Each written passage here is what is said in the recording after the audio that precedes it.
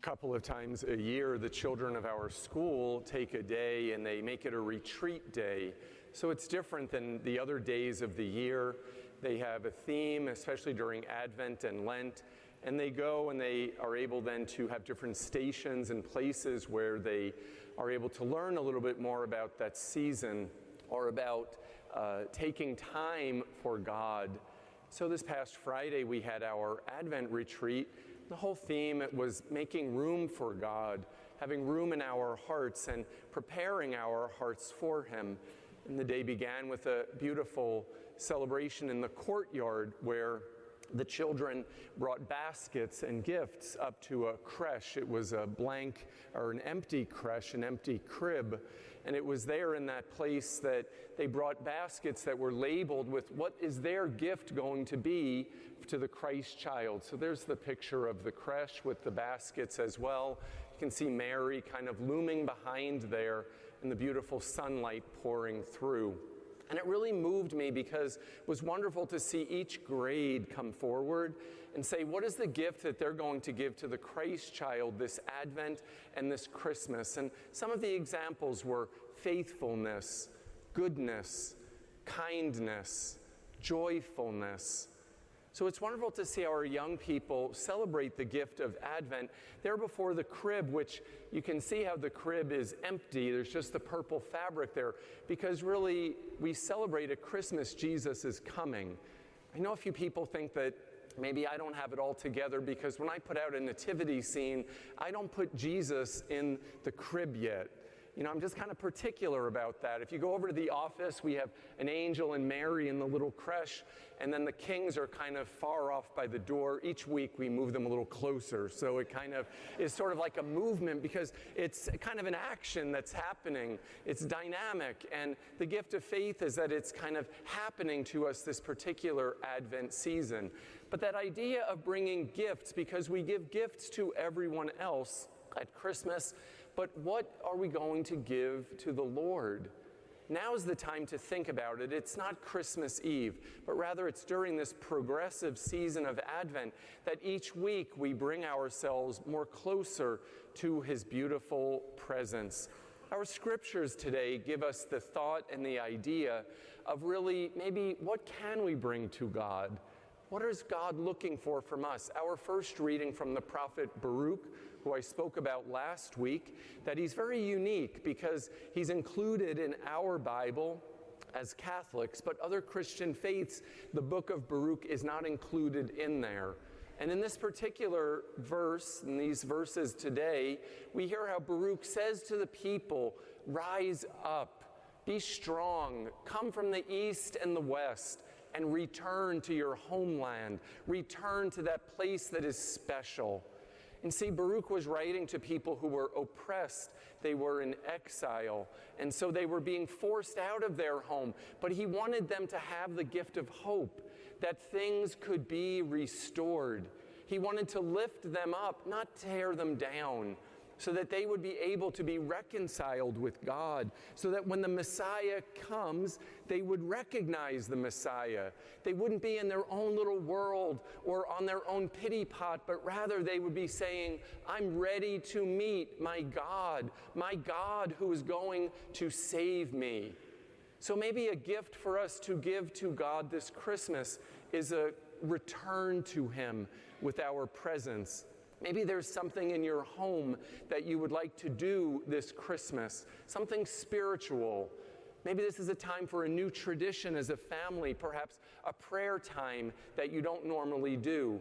Perhaps it's coming to confession during the season of Advent as a family, showing good example to the children. If it's been years since you have been to the sacrament of reconciliation, maybe this is the Advent season, the time for you to return. I assure you, it will be a beautiful experience. Do not be afraid, but come from the east and the west to receive the beauty of God's forgiveness. If you haven't been to confession in a while, we have brochures in the back. They're online. Go to our website, annunciationorlando.org. Sacraments, go down, reconciliation. Everything is there. And we're all very kind and very nice. I promise we won't give you an impossible penance to do, but it'll be one that is appropriate. It's beautiful when someone comes and says, Father, forgive me for I have sinned. It's been 40 years since my last confession. As a priest, that is when I feel most as a priest, is when we're in that encounter with someone, in that gift of reconciliation, that mercy, to be able to receive it and say, I have a new start. And the grace of God that comes upon us can fill in all the gaps that we are missing, the places where sin has fallen in and there is darkness.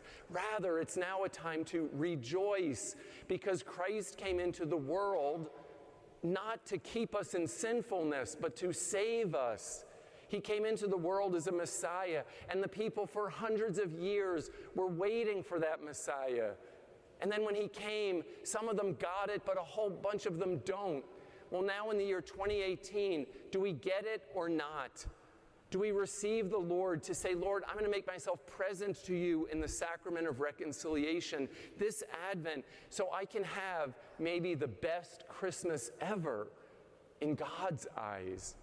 Our gospel reading gives us another gift that perhaps we can give to the Lord, and it speaks of John the Baptist.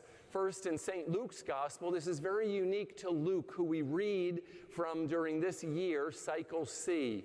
And in Luke's gospel, there's a sense of history. So the beginning of the gospel had all the names of some royalty and kings and the high priests, and Father Josh pronounced them all perfectly. I want to commend you, Father. You did very well.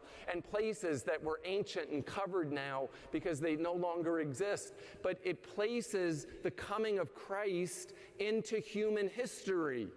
That Christ came not in some fairy tale image or world, but Christ came into our world. Christ came to walk this earth, to be your partner and my partner. And where did John the Baptist give his message? Where does he go? He goes out to the desert, of all places, not the middle of the city, but he went out to the desert in order that he would be able to find God, to be able to look up into the stars in the sky. And he probably meditated on his ancestor Abraham, who God brought out there and said, look at the stars in the sky. They are as numerous as your descendants will be if you believe in me.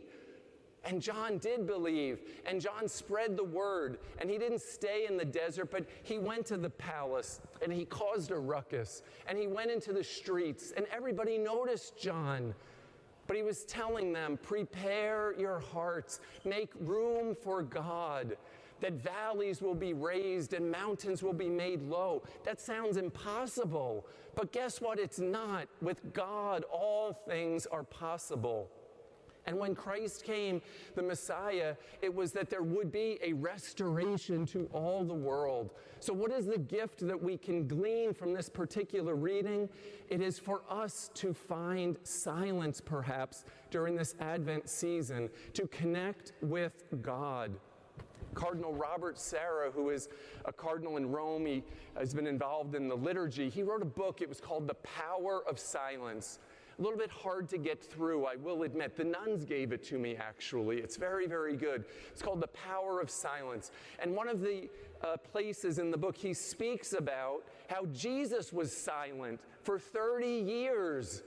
Think about it, the Messiah. I wonder how hard that was for him. For 30 years, he didn't preach, he didn't go out, he didn't begin his public ministry. But then when he began his public ministry, the cardinal writes that, where did he go? He went to the desert. He went to the desert. So this particular Advent, God is inviting us to go into the desert. I love the desert. I love New Mexico. You go there and you can see the sky in a way that it exists nowhere else. And it's peaceful, and it's quiet, and it's mysterious, because on the desert floor and in the midst of the brush and the cactus and the sand and the dirt, there's all kinds of creatures that go kind of around. But it's kind of a beautiful place to reflect. It's a beautiful place to find God.